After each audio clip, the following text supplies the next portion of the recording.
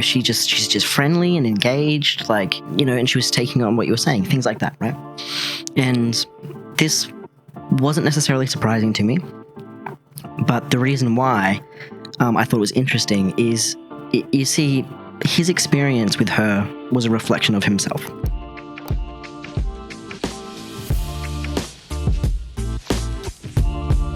Welcome back to Breaking the Binary, brought to you by Coded Diversity. We're your hosts, Arden Jarrett and Sarah Fraser. We're recording in Newcastle, Australia, on the traditional lands of the Awabakal people. We acknowledge all First Nations Australians on whose traditional lands you are listening from. Thanks to our sponsors for 2024, Niue Tech People, MGA Thermal, and Frastech. Today we're discussing feeling confident and competent with Teddy. Yay! With 4 years' experience in the technology industry, Teddy currently works for a local consultancy business as a systems specialist, providing data analytics and business automation, specializing in operational technology in the mining industry.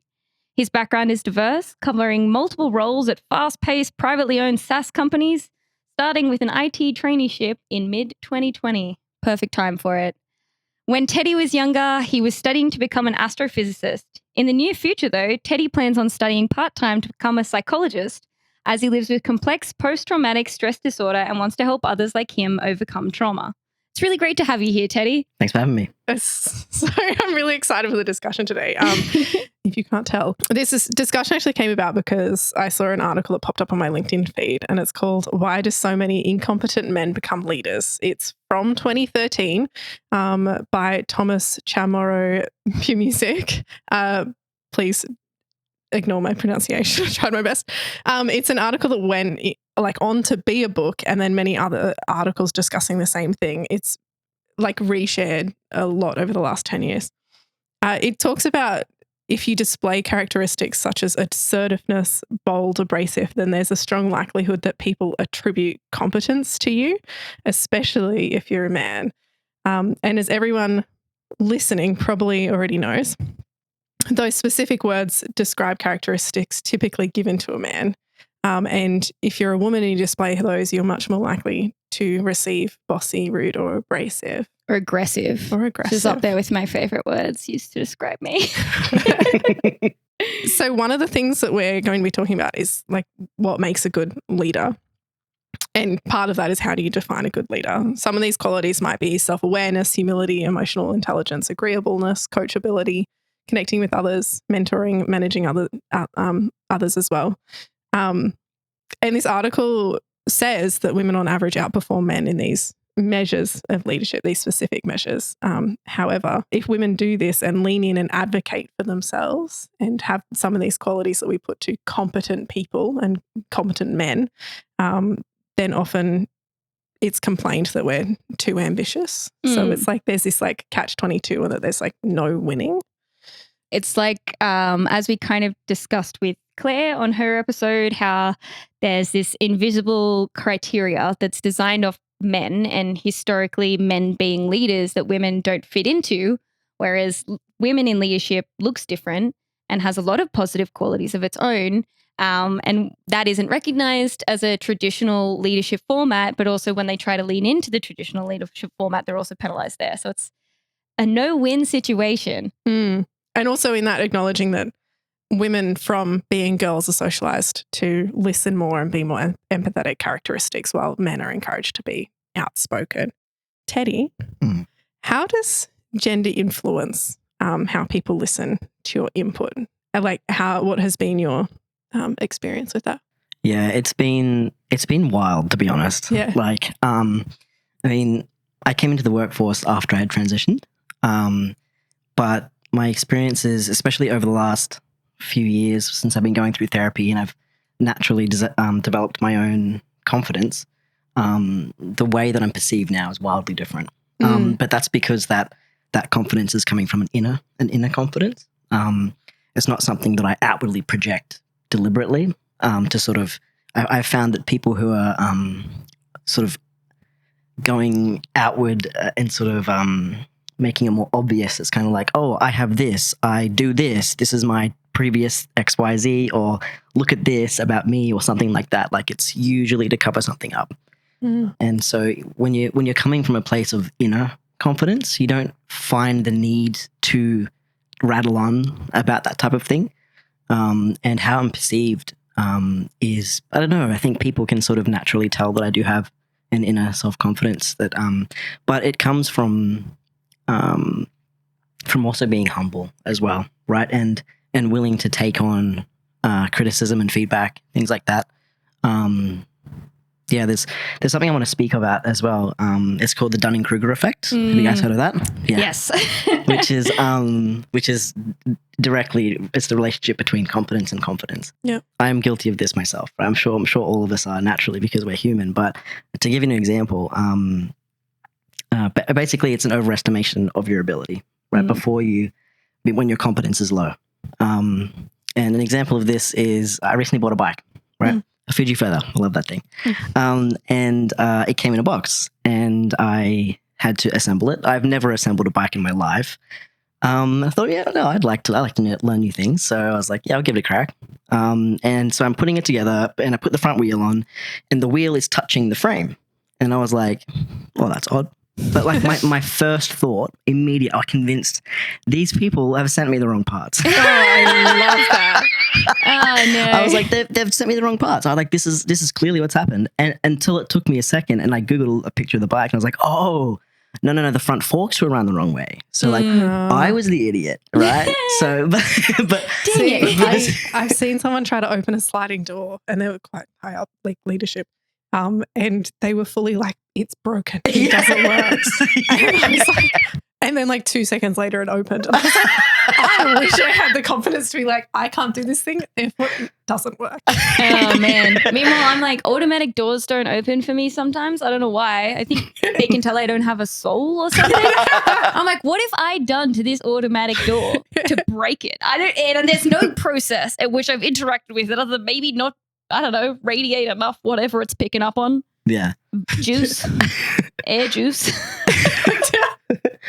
The reason I brought up the bike is when I tell the story, I joke that that's my man brain. That's literally my man brain saying, look, I know what I'm doing, clearly, even though I've never built this bike in my life. I've never built a bike in my life.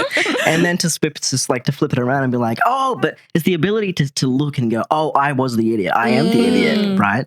So I think there's a huge problem with the inability to recognize that. I was going to say that's a massive thing. I've seen men be like categorically proven wrong and still be dead set that it was the thing that was wrong, and it's like no. Yeah, it's quite fascinating. Yeah, it's quite fascinating. That didn't happen to me before. And I don't necessarily think it's really a bad thing. It's just a matter. I just think it's funny. I really do. I think it's funny. But for people to not be able to even go there to sort of accept that that's the reality, like I just think it's fear-based, right? Like, so there's just a fear of being vulnerable, right? So because I think that's something that is really systemic in this society is the fact that men are afraid to be vulnerable because they don't have people often around them to show them that it's okay. Yeah. Right? Like they're often taught that just figure it out. Like even their fathers, they try to go to them and be like, hey, I need help. And then their fathers will be like, just push them away and be like, no, figure it out. Right. And then that rolls on and rolls on and rolls on. Whereas I think a lot of these more traditionally feminine qualities, such as emotional intelligence and empathy and all that sort of thing, those things are cultivated, in my opinion, from going inward. Right. So you go inward, you self-reflect, you make a mistake, you take on that feedback, and then you reflect and then you adapt. And you're willing to, and a big part of it is being able to separate yourself and you as a person from the thing that you've done wrong. Exactly. And that's an all too common thing, especially when you're trying to have difficult conversations around like subtle bias or something that has made you feel excluded from a group. People hear, I've done something bad, so I am bad. It's like, well, you're not bad. You've done something bad and this is your chance to do it differently. Exactly. You don't have to take that onto yourself. Exactly. But it is those traditional things associated with masculinity, which I think is really funny. I have an absolutely gorgeous partner who helps out a lot at home, and we communicate with a reasonable amount of emotional intelligence, and everyone, like a lot of the people in our lives, associate that with him being like more feminine. Like, oh, he's not too much of a man. He cooks dinners. And it's like, what? I know, it's You're not ridiculous, a real man. You help out at home. What kind of standard are we setting? Yeah.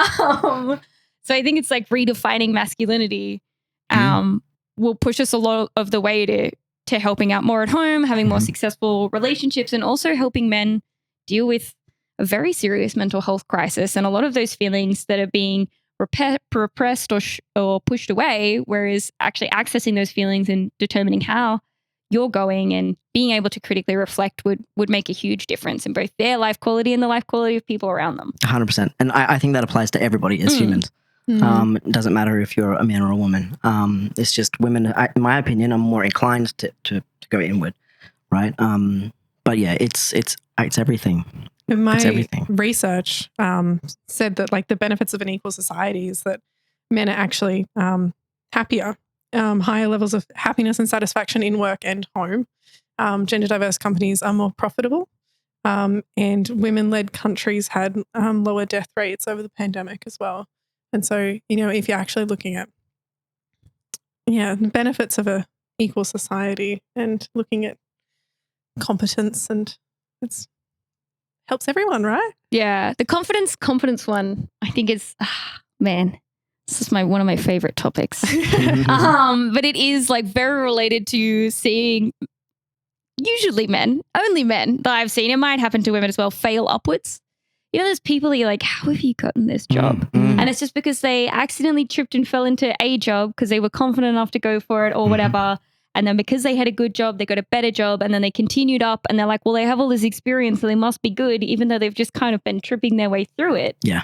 And I don't know, I think it's easier to think that you're competent at doing a job if people aren't constantly second guessing your ability to do it. And that is probably one of the bigger differences between how often women and women presenting people in the workplace are treated as opposed to men.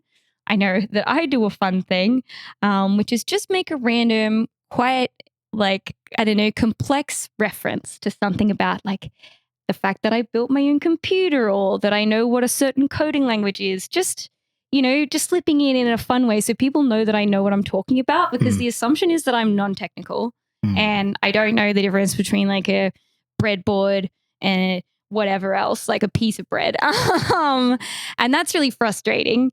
And if you're trying to fail upwards as a woman and you're constantly being scrutinized and questioned, then you probably cotton on pretty fast that, hey, actually, maybe this isn't for me, or you wouldn't have had the chance in the first place because people are looking for you to be perfect and prove that you're awesome. Whereas with men, there's an assumption of a base competency that we don't get. And it might be like a tiny little comment, but then like when you get that so much, like I literally had a comment the other week that was like, oh, that's a very mature comment for you, Meg Arden. And I was like, this is my job. Like, mature? How old do they think you are? Exactly. Was it like 18 plus winky face mature? Like what? It was me just literally making calls on our budget for next year. But the way that I view that is that like if there's ever comments that are like that are delivered unskillfully, right, and unthoughtful, like most of the time it's about that person, right? Even though it hurts, we can take it personally. Like most of the time it's about that person, right? Because if they have to sort of project their own insecurities onto you, I think that's probably one of the biggest life lessons of the last year for me, that even if I have a thought about someone else that isn't positive, it's usually just my own stuff. And so and then remembering that everyone else, when someone actually says something, it's like it's their own stuff. In saying that, one of my favorite subtle insults is, and I only do it with my friends who know I'm joking, but they'll say something and I'll go, oh, that's good from you. Me and my partner do it to each other all the time. It's just perfect because it's like, oh, that's a compliment, but why do I feel sad? So if you have friends that understand that you're joking, give it a try. That's good from you. I just feel like we should clarify that both you and your partner are very happy together. Oh, yeah. No, we only do it as tongue in cheek. We do it to each other as that's our favorite joke now. Yeah, but I also did want to touch on language and how important language is, right? And so when you call women girls, that can have a big effect. And same with the gender discussion. If you're, and we'll touch on this in future episodes. I think we'll do a basics of DEI, but it's more inclusive to use women as opposed to using female to describe women. Yeah, so keep that in mind. Yeah. It is a simple change, but you see, even because I just came back from a trip and you got to register your gender and it was male or female and that was it. And I was like, it really annoys me how there's like the mixed up of the terminology there. Like, yeah, it always is. It's also binary options, which I just feel like, we've come far enough for that to not be the only two options that you offer, given that you're a multinational massive corporation that should probably have slightly more of a clue. But who's to say? The other, like, notice if someone describes like checkout chick or that girl at the checkout, or would you say that boy at the checkout being a fully grown man? What's the man equivalent of chick? Checkout rooster? Checkout chick, but it's a male. It just hasn't gotten bigger yet. But they're eventually, still called chicks. Chicks, yeah. As far as I know. So are you saying checkout chick is a gender neutral term? That's what I'm hearing. What I've gotten for this is we need to redefine checkout chick as a gender neutral term because chicks could be either. That's good. You heard it here first. Hashtag checkout chick is a gender neutral term. Okay. Is that what you wanted? That's exactly where the conversation is going to be going. So to do with language, other things we can do to limit how gender influences perceived competence.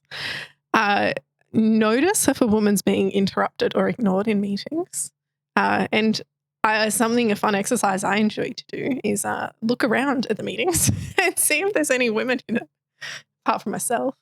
And then also notice how often, even if it's like a equal meeting, and notice if it actually is, because often if it's like 30% women, people come away from that saying that they were like 50-50.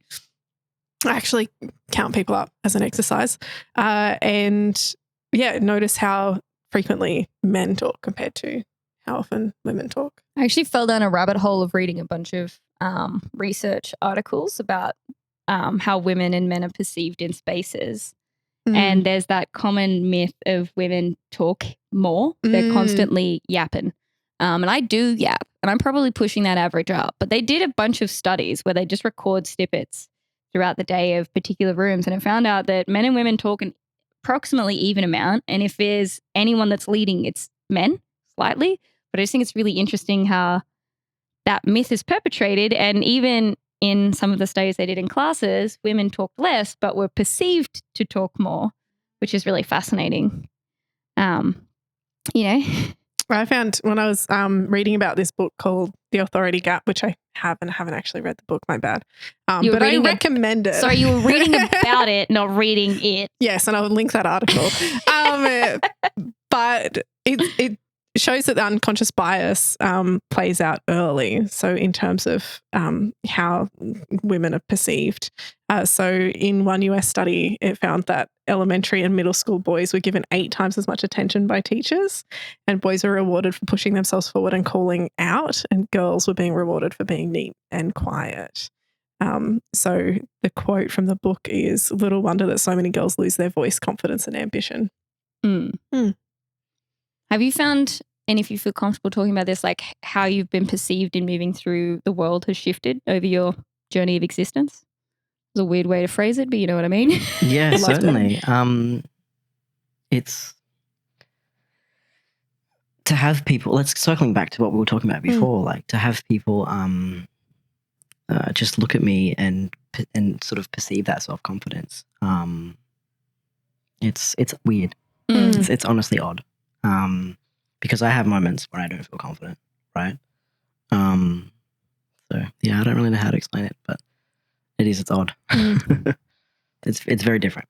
Do you think you perceive the difference about how your women colleagues are treated like more clearly because of your experience? Oh yeah, Yeah. 100%. Yeah. And in terms of trying to mitigate that as much as we can, right? Is if you hear that someone that someone's been interrupted when they were talking, just circle back to them, right? Circle back to them. Give them the time and just to listen. You just listen. Like I think it's common for people to interrupt. Like, but you just listen. I think that's a universal human thing to do. I think it's also really validating if you just say that you notice a difference. Oh, certainly. Yeah. Because often as women, we'll get a lot of like, oh, that is an agenda issue. Oh my God. What?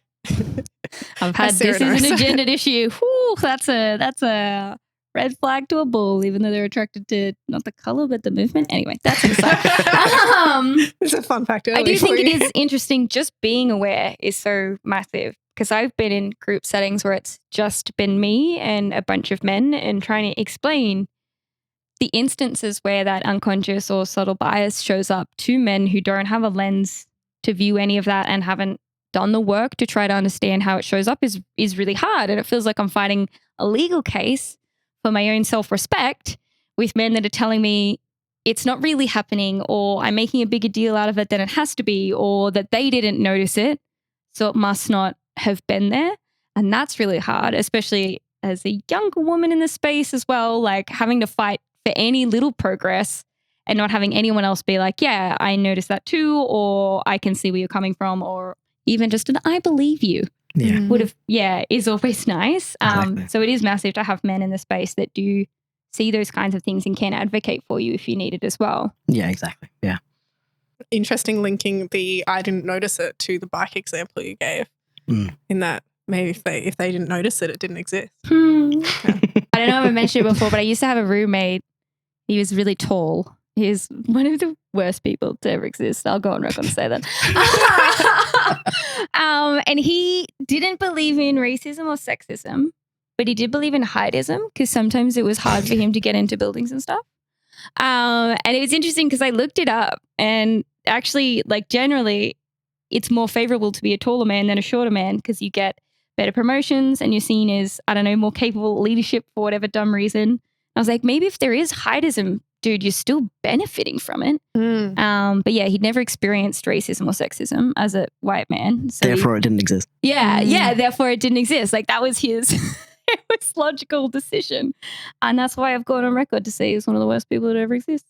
And in my that's such low like emotional intelligence, right? Like just to perceive that my reality is the only reality that exists. Right? To not be able to hold multiple perspectives. Yeah, to not even like have any concept that other people might see the world even slightly differently. I thought was very interesting. Yeah, completely.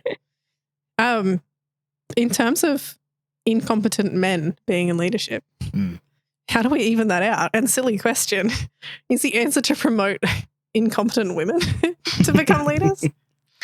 No, not necessarily. I don't think. I mean, something we always say is when there's, what is it? We'll know when we've reached gender equity when there's just as many mediocre women in tech as there are mediocre men. Yeah, that makes sense. And you're not incompetent. You're fine. You're doing okay. No one heavily scrutinizes you. You just do your job and that's all good. That's how we'll know we've made it. I think we can deal with the incompetent men in leadership by shifting what it means to be a good leader. Correct. I think so too. Yeah. I think because I think there's a difference between managers and leaders. Yeah. Right. So a manager is someone that likes to, control other people. You do that. Whereas they might not have the skills themselves. Right. Whereas I think it helps to have like a leader who has walked the path right before, that knows what the person they're managing is doing, right? But in terms of good leadership, I think it doesn't matter what your gender is, but it starts with going inward, right? So just if you can try to hold other people's perspectives, right?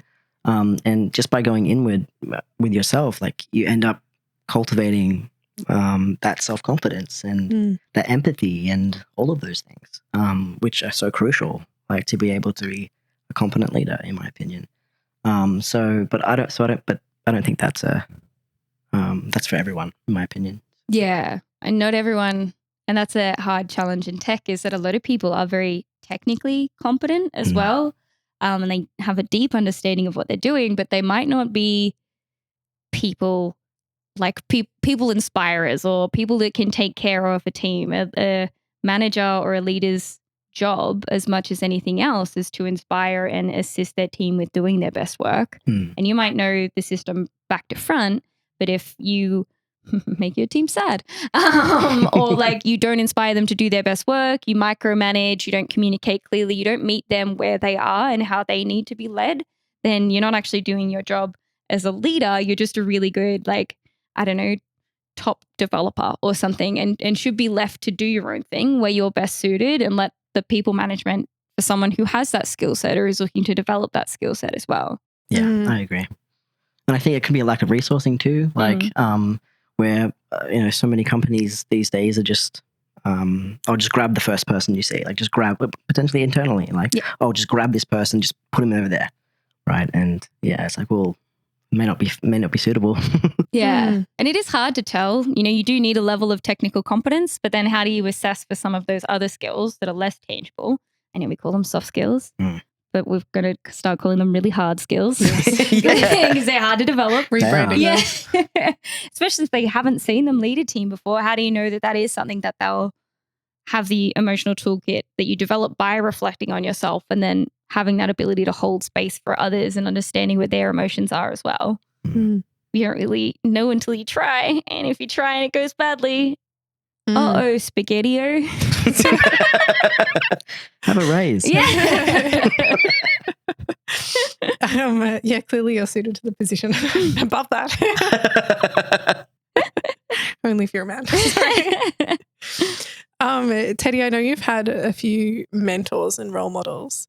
How do you find them? Like, how do you meet them and then decide that they're someone that you see in your life as a role model? And then asked not really awkwardly, will you be my mentor? I don't seek them out. I don't deliberately seek them out. It's more of like my roles are very varied. I've worked in IT, I've worked in finance, I've stuff like that. And usually it's someone within my team. It's usually within my team, right? I sort of someone I wouldn't lean in towards as a mentor is someone that doesn't have the ability to self-reflect. Yeah, if they just straight up can't, and they don't have to be really, really good at it, but they've shown me some level of interest in introspection, right? But in terms of it's not something that I explicitly ask for either. I mean, you can. There's nothing wrong with that. It's just kind of it becomes a natural progression. Where it's because I tend to ask a lot of questions, too many questions, and naturally just kind of soak up knowledge, and then what has happened for myself is people want to teach, and if you're willing to ask for help too, I don't typically just walk in and be like, okay, well, I can do the thing, like I can sometimes recognize that I can't do the thing. So I always just go to whoever I think can do the thing and I try to learn it. But the mentors have typically just kind of shown up. I know that's kind of strange and to sort of, How do you know it's time to move on from a mentor? When the level of connection has shifted. So because I'm the type of person, like I feel like I can learn from everybody. Like doesn't matter who you are, like I can learn something from you. And not as a, give me something to learn way, but more of like everyone has something to share type of way. And about trying to hold multiple perspectives, things like that, right? But in terms of trying to it's time to move on. It's often the case when there's been a shift in the relationship where suddenly they are starting to communicate unskillfully towards me. Whether that be because my skills are now coming up a bit, and I've had experiences where people are threatened by that, right? Because they don't go inward. They are suddenly threatened by it, and they can start becoming reactive from a fear-based sort of place. And when that happens, I just recognize that, that it's maybe this person sort of can't continue to help me grow, if that makes sense, to the extent that I would like. Only because of my trauma history too. Like, I'm quite good with setting boundaries. So if someone's going to start treating me differently because of their own insecurities, then to me that's a time to pivot. You've mentioned skillful communication a few times, which I love. It's a really good way to position it. How do you have any tips on how you can develop that toolkit or recognize skillful versus unskillful communication? Yeah, I mean, I think it comes from, if it's coming from a place of wanting to help, right? So it's coming from a place of love, right? And we can all be,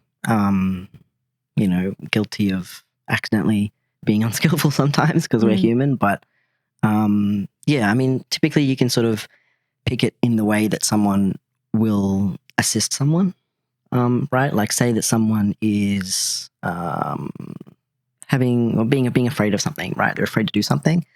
There are ways that you can approach that. You can just walk right up to them and be like, yeah, but why are you so scared to do this thing?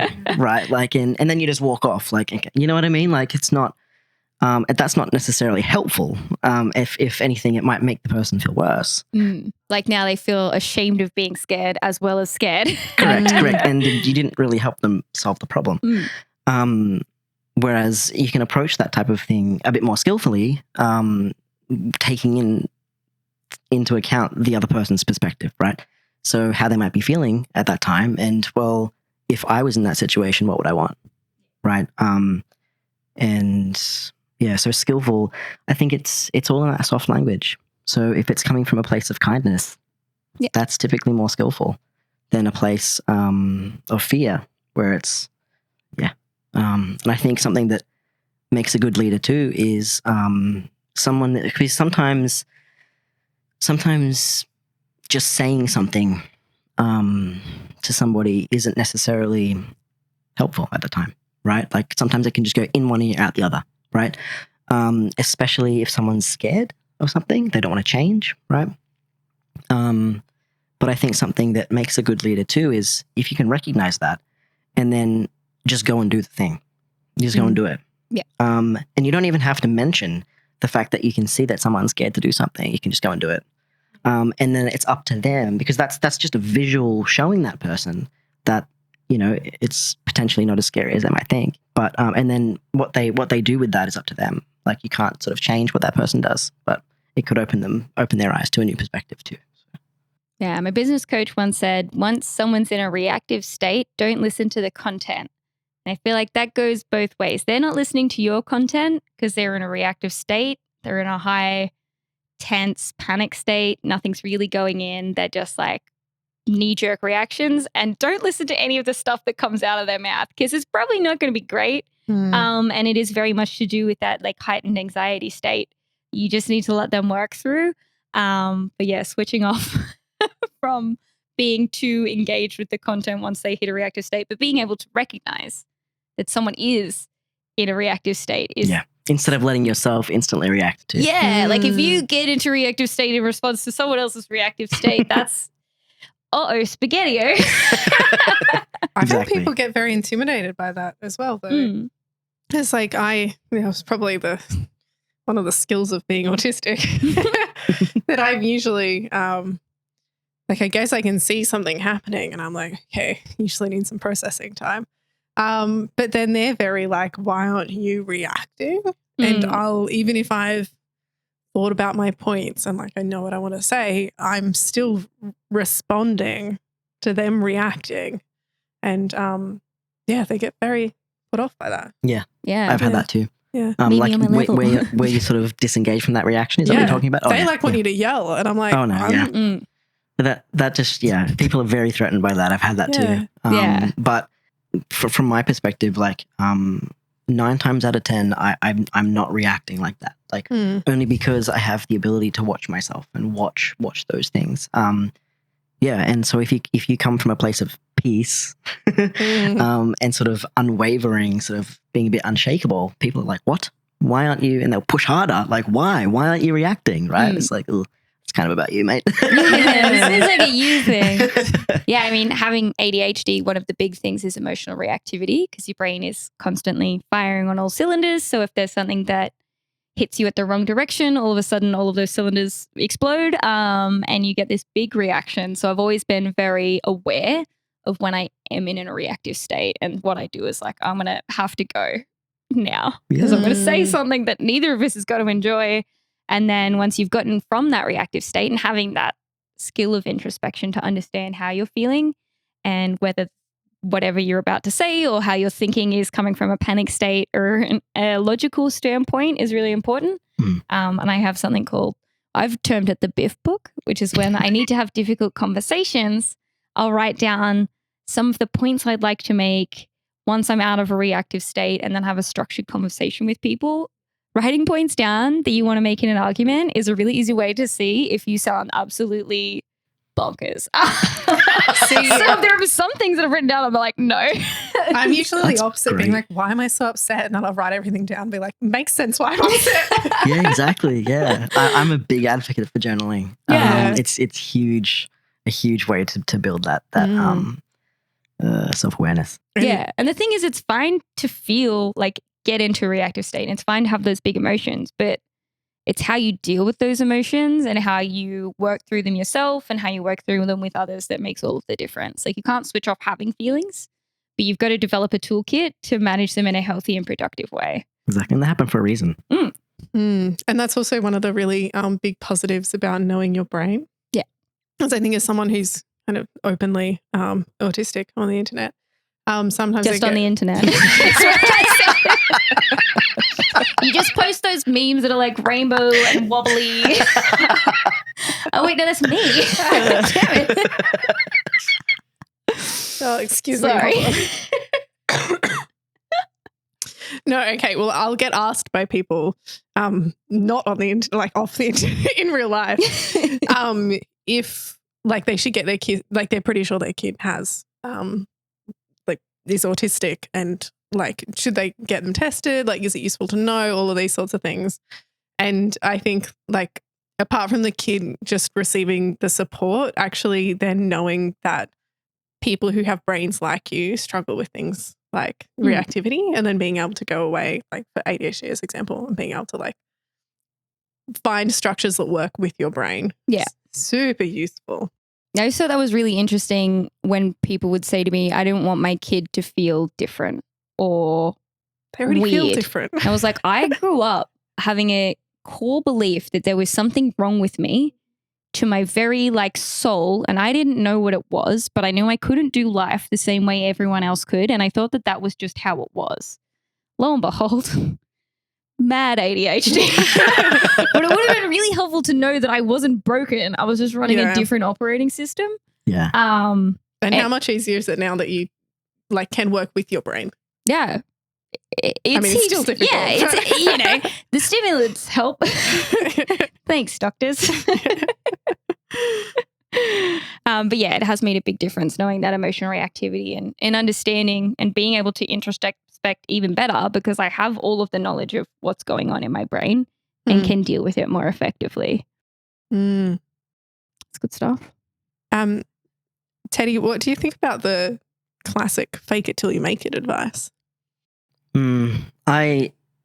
Intuitively, I don't agree. Tell us more. Yeah, I only because I'm a big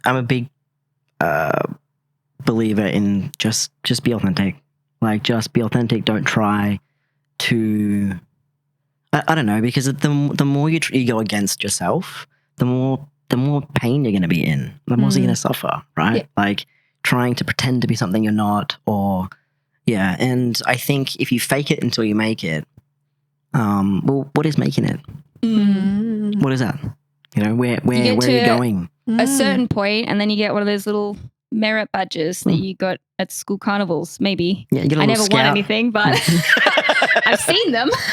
Yeah, but it's like, where are you going? Where are you trying to make it to? I think because all we have is right now, really. And often if you don't ask, how do you ever find out if there is something that you don't know? Do you think that being honest with like gaps in your knowledge or anything like that has ever held you back? Never. It has never held me back. I'm not afraid to say that I don't know something. If anything, people respect it when you do. To say that, hey, I actually don't know how to do this. Like, can you help me? Yeah.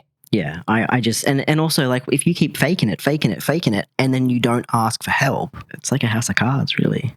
And yeah, I don't know. That's how I feel about it. I do struggle because I am an open book. I'm terrible at secrets because as soon as I think, oh, I shouldn't say that, my brain's already saying it. It's happening. But it is hard. I love to ask questions. I'm a huge nerd, so I'm constantly like gobbling up information.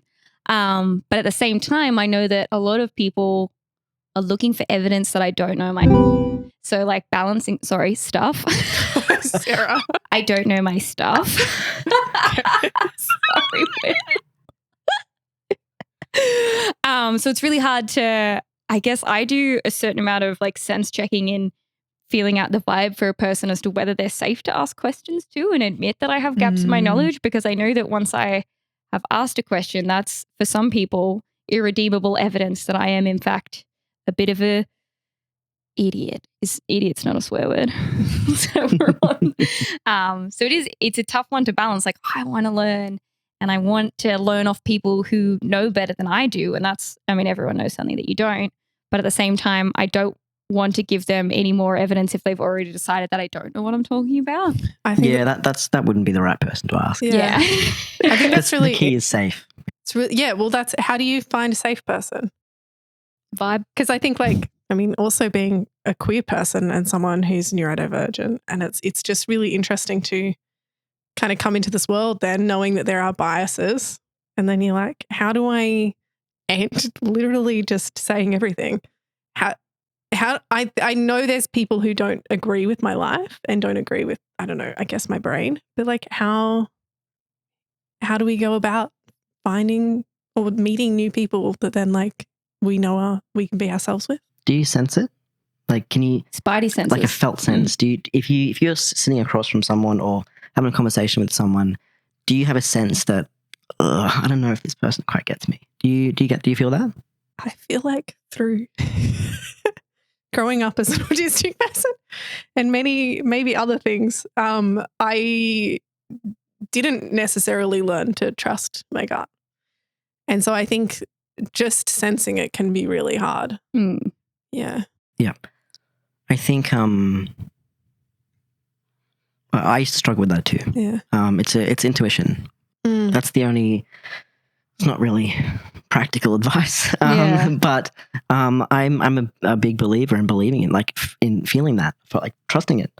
I think, just trusting your gut. If you feel like you could open up to this person, maybe maybe you can, and maybe you don't have to go all the way. Maybe you can just give just a little bit, right? Test it out. Yeah. But if your gut sort of says something about this person doesn't quite, I don't know, doesn't feel very nice. It's just a sense of, does this feel nice or not very nice? I think part of my issue is also being on the journey to be my authentic self. Is that it's then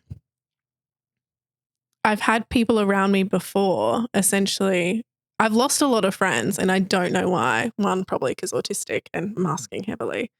But also literally someone has left me as a friend before being like, I don't think you are who you say you are. and I'm like, That has nothing to do with you. Yeah, Okay, thank that you. sounds like that's a them problem. Correct. Most of the time, I think it is, in my opinion. Unless you're being an outright rude person, which knowing you, I highly doubt. I'm terrible. If someone's going to have those types of reactions, it's about them, and it's those types of people. And people come in and out of my life, right? And yeah, because of the types of things that have happened to me with my trauma, and I said before, like I have really good boundaries because life's too short not to. And so if someone is going to go out of my life, well, it is what it is. Like, yeah, that's most of the time. It's not about you. It is interesting boundary setting later in life and having to shut the gates on people that were used to traversing areas they're no longer allowed, and that's always a really difficult conversation. But on the spidey senses thing, I get that. Sometimes I say, oh, I think they're all right. My spidey senses haven't picked up anything. And it's usually about like men and their opinions of women that may or may not be problematic. And a lot of the men are like, what do you mean? I'm like, you just get a spidey. You've been doing this. You do this for enough time and you get a spidey sense for like, whoa, hold the phone. But I also like to just do fun little, like increasingly unhinged things to see how their reaction is. Like you got to start soft, but then if they laugh or they have a positive reaction, you're like, it's go time. Yeah.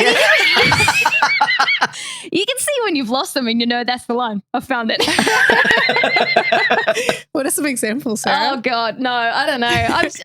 I just it's mostly off the cuff jokes, but admittedly, like that one birthday party of yours, I was like, if I ever got mugged, I'd No. Circling back. Yeah, where were we? On that.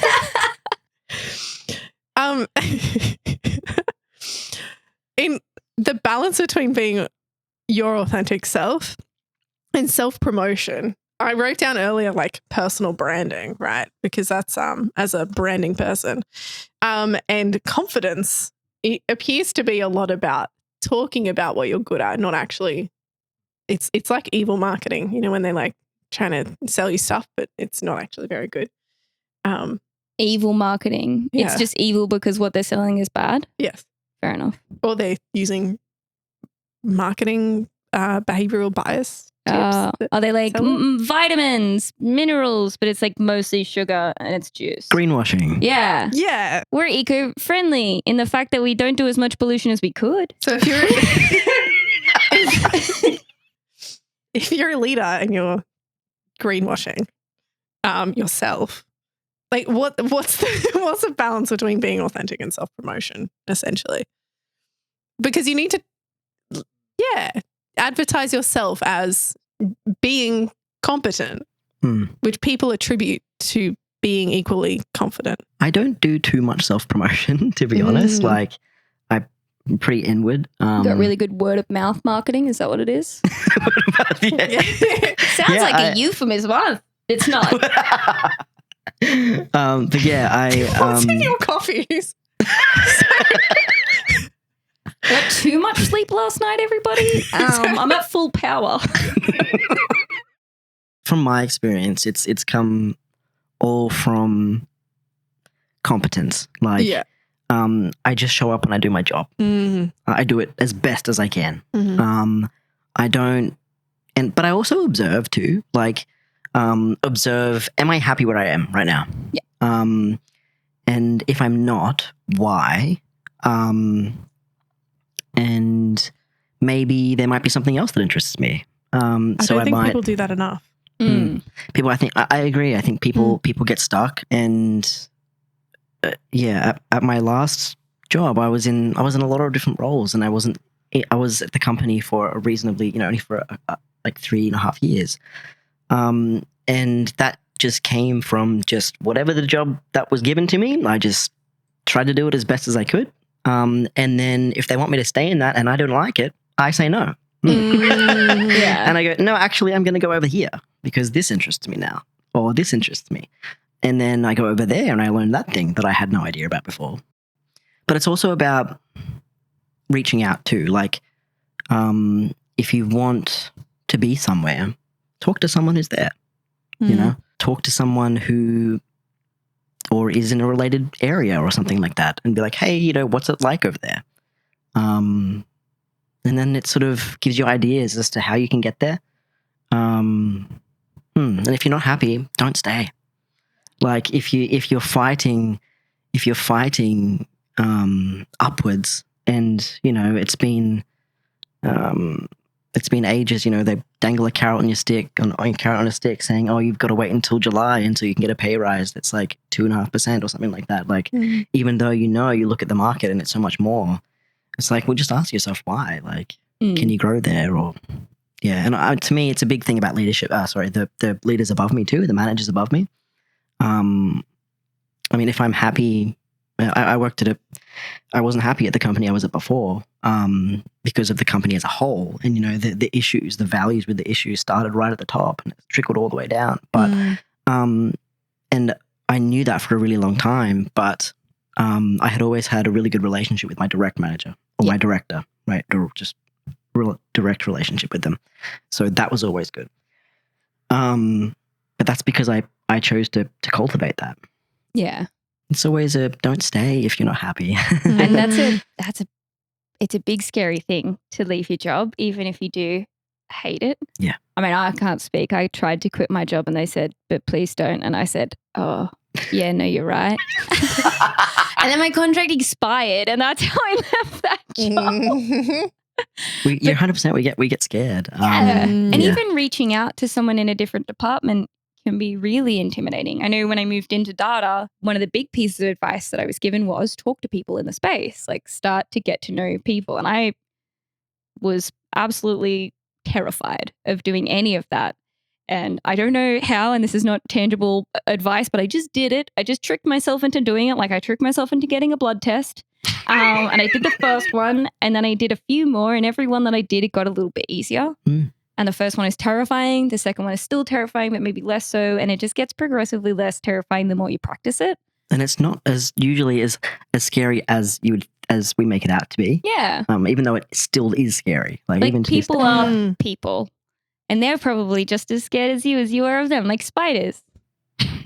Snakes? I don't know. All of those creatures. Whichever.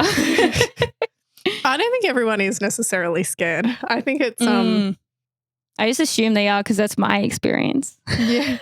I mean, I love the leading with curiosity thing, because if you really like believe that everyone has something to share and you just like are there to learn and are curious, and I think something I love about Newcastle is almost always people are just happy for a chat and for a coffee. Yeah.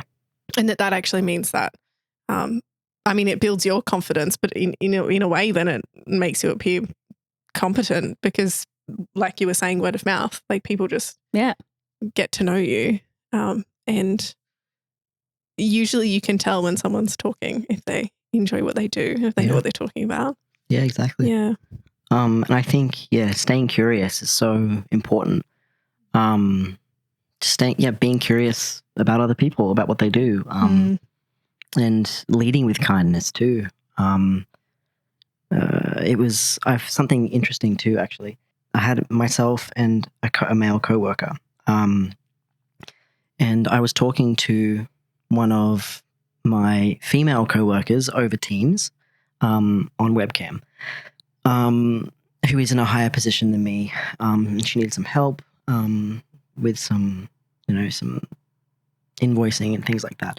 And when I got off the phone with her, my male coworker said to me, he said, she is completely different with you than she is with me. Right? And I said, oh, how do you mean?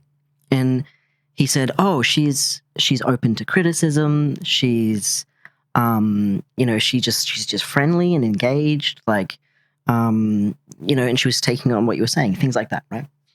And this wasn't necessarily surprising to me, but the reason why I thought it was interesting is, you see, his experience with her was a reflection of himself. Yeah. Because of the way that he communicates with her. Because he is short, he is unhelpful, he is So if you lead with that, you're going to get it back. Yeah. Right? If you lead with curiosity, you lead with helpfulness and kindness, you get the back most of the time. Yeah, a lot of people just reflect your energy. Leading with curiosity is also a great way to not lose your bananas when having difficult conversations, like leading into being curious as to why people think the way that they do. And it's a toolkit that I've really sharpened recently, say when people come out with problematic statements about women in the workplace, rather than immediately going to a place of hurt or anger, because that's me and my right to function as a person in a workforce. Leading with curiosity, like what has made you arrive at this? Like what is fueling these assumptions? Let's break it down. Let's pull the bits apart and let's see if we can come to a better conclusion. And if you bring a curiosity and a kindness, like a radical candor to it, often that is what you'll get back, and you won't get people getting into that knee-jerk defensive space where they're no longer listening to you, even if your argument is well constructed. They're just saying, no, I'm right, or this is a fine thing to think, leading with curiosity, although sometimes it is hard. It is sometimes really you're just talking important. about stupid. Yeah. And it speaks into we were talking about promoting ourselves earlier. The only time I've ever I'm not very good at it either. The only time I've ever done it has really been spite motivated, which is probably I know that. So I guess I'm halfway there to being not spite motivated. Acknowledgement is the first step. But it was about being a woman in the space, especially when it comes to like more masculine activities like sales. For like the conference that I just ran, a lot of the sales activity that we did as a conference hall was attributed to the men delivering the work. And I actually did 50% of it by myself. Wow. And I was really proud of that achievement. But there was this weird silence of any comment on my impact in the project from the rest of the team, even though there was an assumption by everyone that they had done the work. So I'd started talking more about what I'd put in and how I'd contributed. And they were really, some of them were quite hurt by that because they thought that I was taking their work or stealing the spotlight for myself when I was really just advocating for me to be attributed my own work. And they were like, you're making this a competition. I can't believe you've done this. And it's like, well, I actually, like, had you acknowledged at all that I had helped out to any degree, wouldn't have felt the need to say, hey, actually, I did do this thing and I'm really proud of myself.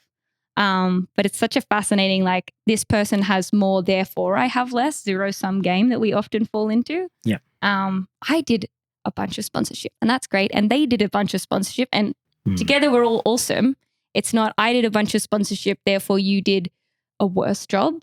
We can all succeed. There isn't a certain amount of like finite credit in a credit bag and we all get little tokens so we can redeem for teddy bears or whatever. Attributing work is really interesting too, right? And like who gets the credit per se, like as in then sometimes you'll have leaders who will talk about your work like their work.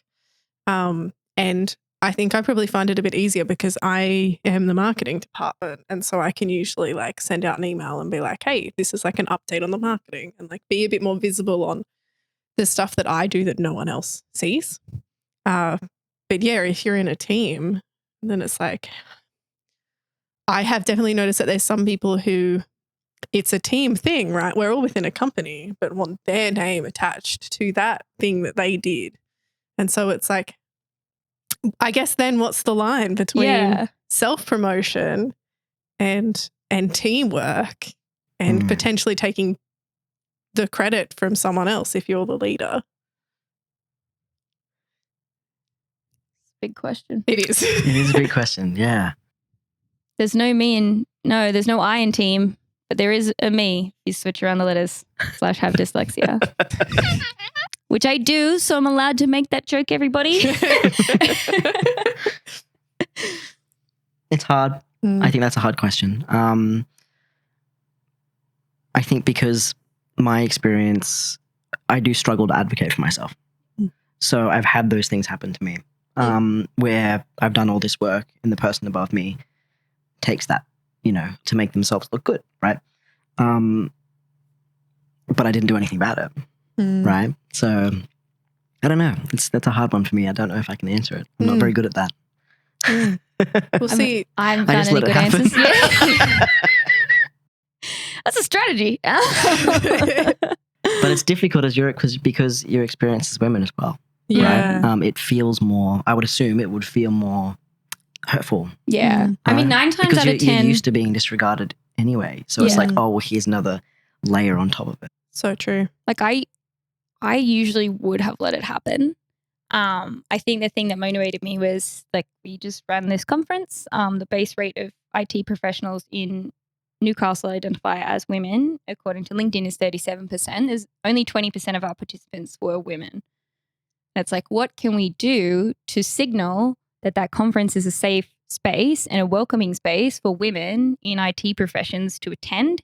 And that very much has, like, I know, at least from my experience, I feel a lot safer going to an event if I know there will be other women there. There's nothing worse, I'm sorry, half the tech meetups in Newcastle, than rocking up and being the only woman at a tech event, because even if the people are lovely and wonderful and welcoming, you're still going to feel like you stick out like a sore thumb. There's nothing you can do about that, unfortunately. So being a woman and visible in the space and letting people know that I have a big hand in crafting a safe environment, like I did that math. I was like, it's easier to feel motivated helping other people than it is myself. And that's what helped me be like, yes, I need to let people know that I'm involved, I'm doing this stuff, and they can come along and get involved too, because I'll make it a safe space or else. Well, I think that's really cool. Yeah. Yeah, Sarah did such a good job. Yeah. Well done. I have a chair, sorry. Yeah, I mean, that's why the whole making sure I get credit for my work was why I started sending emails about like the PR reach, so that it was like obvious that like that's what's happening. And I know that a lot of people don't get to see it. There's other small things you can do, like if someone usually takes credit for your stuff in a certain situation, try to make sure that you get in first. And say your thing first and your achievement first. I think there's always a measure though as to like how important it is. So you kind of have to be like, do the math. Do I have the energy? Is it that important? Do I care enough? Picking the battles, right? Yeah, exactly. And that's the same with like someone wanting their name attached to it. I'm like, okay, that's fine. And then if this happens over and over and over again, you sort of, I don't know, that if that was me, like I would be questioning whether or not I'm happy there. Right? And if you because have it's like, well, nothing's actually going to change. Well, then it like when it happens over and over, it's culture, right? If there is anyone to have like a Biff book structured conversation around how you're feeling. Conflict avoidant. Yeah, and it is always hard, doing the math on whether you have the relationship strength to have a difficult conversation like that, whether they have the emotional toolkit to be self-reflective, and whether you're in a space to hear some potentially difficult feedback about how you've presented in a situation as well. Yeah, completely. There's a lot of math to do, but I'm not very good at math, so I do it a lot. But I do try to take radical candor and have difficult conversations with people, because some people aren't aware that some of the things they're doing that's true aren't very rancho relaxo. So it's good to give them the opportunity to do better, and then also learn a little bit about myself and how I've been presenting in situations as well. But it's a lot of emotional energy. I have seen you in a t-shirt twice now, Teddy, that has "Where's Wally?" and it says he's doing meditation pose, just for the viewers. And it says, "Find yourself." Oh, that's nice. I love that. And I'm glad it didn't just end with, "I've seen you in a t-shirt twice." So I was like, what a weird statistic to have on hand. I don't know. As opposed to... Yeah. Like a button up? Cool. I don't think I have seen it about that. Nope. Wow, there you go. Viewers at home, I mean listeners. We'll have to have a dress code for the next book club. Yes. All right. That's a fun note. Find yourself, everyone. Find yourself in a t-shirt. We'll link some of our favorite articles we found through our research for this episode in the description. You'll also find our website, codediversity.org, LinkedIn, Meetup group, and Instagram in that description. Please follow us on all the platforms to stay up to date and support our community. Don't forget to leave us a good review, emphasis on good. Recommend this podcast to your friends and share it online. And now it's over to Sarah for your random fact.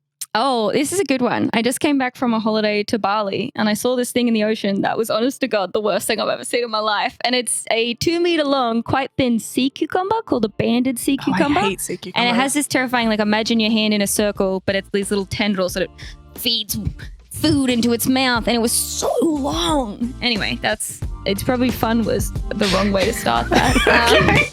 That sounds terrible. And that's it. All right, goodbye, everybody. Thanks to our sponsors for 2024, Newey Tech Pupil, MGA Thermal, and Frastech. Woohoo. That's not in the script anymore, Sarah. That's hot. No. Oh, no, that's cool. Sorry. Oh, right. And now it's me.